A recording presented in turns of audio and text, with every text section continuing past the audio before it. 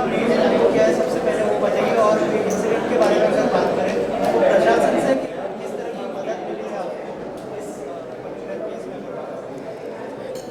देखिए, जैसे मैंने शुरुआत में आपको कहा कि इनिशियली इन बच्चों को तकलीफ़ थोड़ी हुई क्योंकि केस रजिस्टर नहीं हो पा रहा था, लेकिन जैसे कि वरिष्ठ अधिकारी हैं पुलिस डिपार्टमेंट के, डीसीपी, एडिशनल कमिश्नर, उन्होंने सचमुच बहुत सहायता की इस केस को रजिस्टर करवाने में और उनका काफ़ी योगदान रहा। उन्होंने फॉलोअप भी किया जब उनको ये बताया गया कि जो आदमी जो गुरु ठक्कर हैं उनके कौन से क्रिमिनल रिकॉर्ड्स हैं और किस तरह से वो दहशत फैलाते हैं, तो उन्होंने सचमुच बहुत ही फास्ट एक्शन लिया और उसका रिजल्ट्स मिला भी, एफआईआर भी लॉन्च हुआ।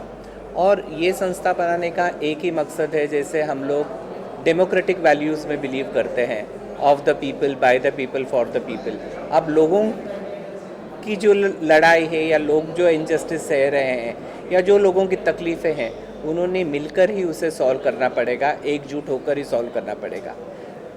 सर, आपने जैसे कहा कि हर एरिया में सिटीजन फोरम बनाया जाएगा, उसके बारे में कुछ बताइए कि उसके लिए आप क्या इनिशिएटिव लेंगे? देखिए, अभी इस सिचुएशन में जो कोविड पैंडेमिक का सिचुएशन है और जो गवर्नमेंट के रिस्ट्रिक्शंस हैं, इसको मद्देनज़र रखते हुए हम लोग इसे ऑनलाइन शुरू रखेंगे और अलग अलग मीडियम्स के ज़रिए इसको हम लोगों में पहुंचाने की कोशिश करेंगे।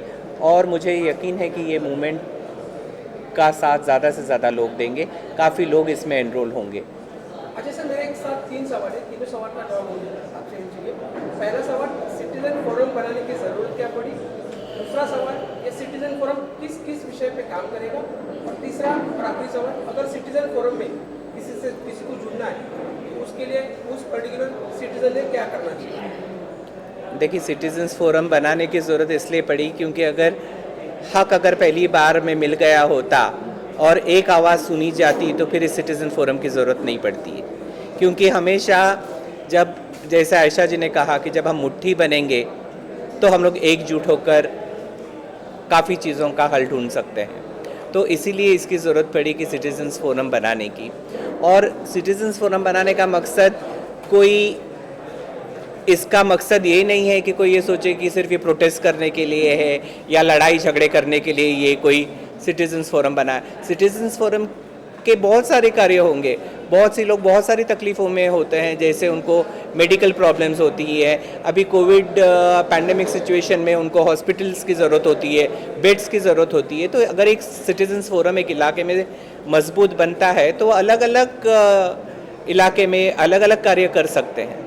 अगर सिटीजन फोरम किसी को जुड़ना है तो क्या किस तरीके से जुड़ना? देखिए, उसके लिए हम लोग एक मोडालिटीज़ वर्कआउट कर रहे हैं। आपके भी चैनल्स के ज़रिए हम लोग नंबर्स या ईमेल एड्रेसेस देंगे, किस तरह से लोग अपनी मेंबरशिप फॉर्म वहाँ पे गूगल के द्वारा वगैरह हमको फिल करके भेजें।